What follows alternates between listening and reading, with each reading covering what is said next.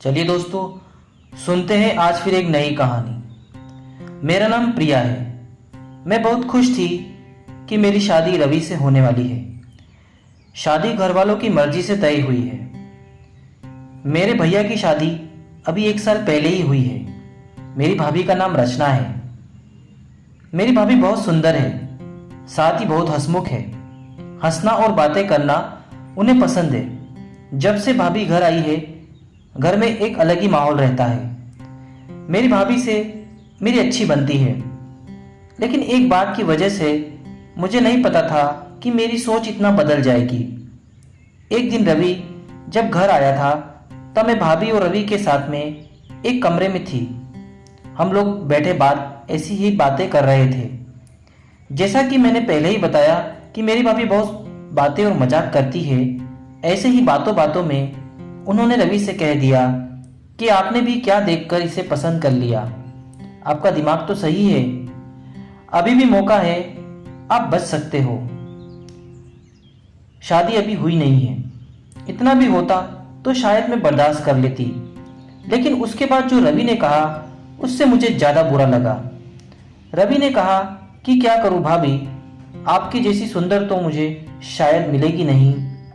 अब जो मिली है उसी से कर लेता हूं। बात मजाक में ही हो रही थी, लेकिन मुझे वो बात दिल पर लग गई। उस समय मैंने भी बात हंसी में टाल दी, लेकिन मुझे बात सोने नहीं दे रही थी। मैं पता नहीं क्या क्या सोचने लगी थी। मैं अपने आप को भाभी के साथ कंपेयर करने लगी थी। मुझे उनसे और उनकी सुंदर होने से जलन होने लगी थी। एक छोटी सी बात मेरे अंदर यह बदलाव ला सकती है, मैंने सोचा नहीं था। मैं उस बात का जवाब देना चाहती थी। मैं कुछ भी सोचने लगी थी। मैं सोच रही थी कि कैसे उन्हें भी रुलाऊं। शादी की तैयारियों के साथ मेरा दिमाग भी कहीं और चलने लगा। एक दिन भाभी शॉपिंग करने मम्मी के साथ बाहर गई थी। घर में भैया थे। मैंने सोचा था कि भैया को कुछ ऐसा कहूं जिससे इन दोनों के बीच में झगड़ा हो, थोड़ी कहा सुनी हो, भाभी थोड़ी परेशान हो। उस समय मैं बस इतना चाहती थी, लेकिन मुझे नहीं पता था कि मेरी उस बात से उन दोनों की जिंदगी में जहर घुल जाएगा। भैया भाभी को फोन लगाकर पूछ रहे हैं कि कब तक आओगी। भाभी ने कहा बस आ ही रही हूं।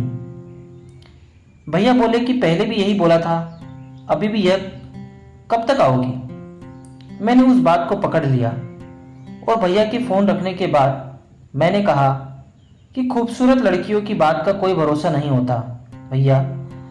पता नहीं क्या छुपाती हैं, क्या झूठ बोलती हैं। आखिर वो भाई तो मेरे ही थे। उन्होंने भी मेरी इस बात को पकड़ लिया। पूछा क्यों, क्या बात कर रही है, तुझे कुछ पता चला क्या। मैंने जानबूझकर ऐसा दिखाया कि मैं कुछ जानती हूं और उनसे छिपा रही हूं। मैंने कहा नहीं, कुछ नहीं, मैं तो बस ऐसे ही बोल रही थी। भैया ने फिर पूछा तो मैंने और ज्यादा उन्हें परेशान किया। मुझे पता था कि वो जितना परेशान होंगे उतना ही भाभी भी होगी। मैं उन्हें ऐसे ही कहा कि भैया मैं क्या बताऊं, आप खुद समझदार हैं। वो बोले क्या मतलब, क्या बोलना चाहती है, ठीक से बता।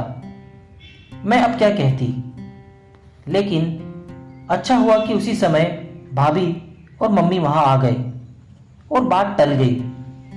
लेकिन मुझे बहुत खुशी हो रही थी कि मैंने अपना काम कर दिया।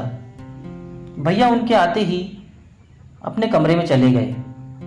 बस मुझे अब भाभी का वैसा चेहरा देखना था जो मैं देखना चाहती थी।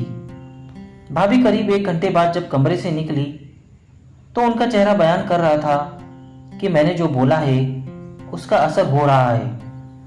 भैया का मुंह भी उतरा हुआ था। उस दिन से भाभी का बोलना और हंसना कम हो गया। भाभी का मुंह उतरा रहता था। मैं पता नहीं कैसे इतनी कठोर हो गई थी कि उनके आंसू से मुझे खुशी मिल रही थी। भैया और भाभी में सब कुछ ठीक नहीं है, इस बात का पता अब हमारे घर में सबको चल गया था।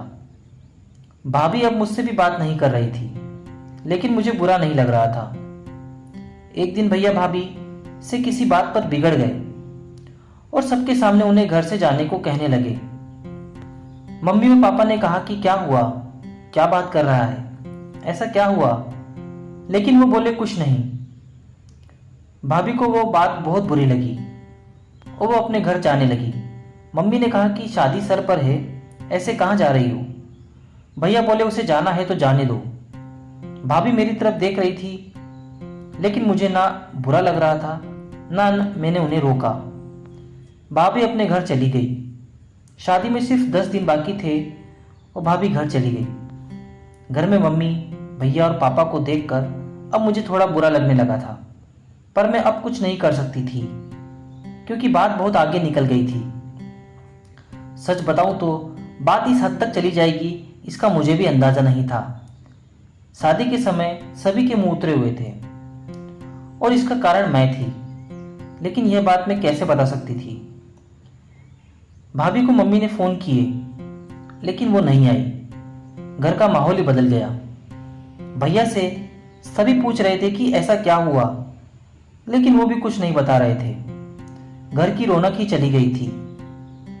शादी को एक दिन बचा था और भाभी अचानक ही वापस आ गई। भाभी को देखकर मम्मी खुश थी। मैं अभी भी भाभी से बात नहीं कर रही थी। सोच रही थी कि किस मुंह से बात करूं। मेरी वजह से भाभी इतना परेशान जो हुई। भाभी खुद ही मेरे पास आई। मैंने बोला आप आ गई? वो बोली हाँ। मैंने सोचा कि अगर मैं नहीं जाती तो तुम्हें तैयार कौन करता। भाभी ने ऐसा कहा तो मैं रोने लगी। भाभी ने कहा कि मुझे तुम्हारे भैया की बातों का इतना बुरा नहीं लगा। ठेस तो मुझे तुमने पहुंचाई। मैं घर से भी तुम्हारी वजह से गई थी। मैंने सोचा था कि तुम मुझे फ़ोन करके बुलाओगी, लेकिन तुमने ऐसा नहीं किया।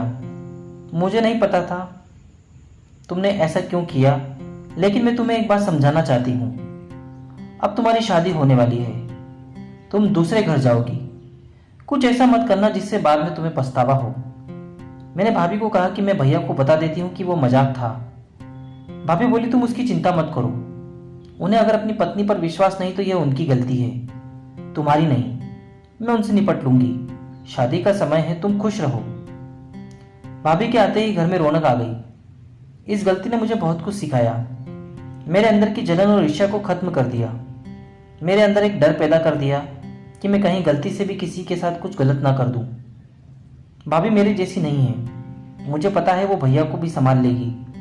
मैंने भाभी के साथ इतना कुछ किया, लेकिन उन्होंने अपना फर्ज नहीं भूला, ना ही यह बताया कि यह सब मेरी गलती है।